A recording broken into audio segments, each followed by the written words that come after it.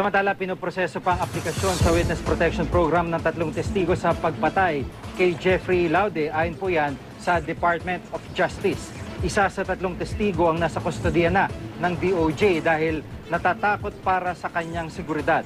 Pero ay sabihin ni Justice Secretary Leila de Lima kung yung tinatawag na alias Barbie ba na kaibigan ni Laude ang kanilang hawak sa ngayon. Formal namang sumulat si Senador Miriam Defensor Santiago sa DOJ para hilinging paharapin sa Senado ang 2 testigo sa pagpatay kay Laude na si Barbie at ang empleyado ng Cell Zone Lodge kung saan napatay ang biktima. Ayon pa kay Santiago, mahalaga ang testimonya nila. Kinumpirma rin ni De Lima na padadaloy nila si Barbie sa pagdinig pero wala silang binigay na kumpirmasyon sa pagdalo ng empleyado ng Cell Zone Lodge. Igigit naman ng DOJ na dumalo sa unang preliminary investigation bukas si US Marine Private First Class Joseph Scott Pemberton, ang suspect sa pagpatay kay Laude.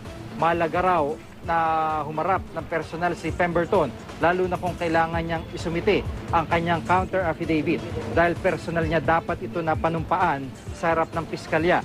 Wala raw nakikitang dahilan si De Lima para hindi dumalo si Pemberton. Mahalaga rin daw ang pagharap ni Pemberton dahil makikita rito na walang special treatment sa kanyang gobyerno, partikular na ang DOJ sa reklamo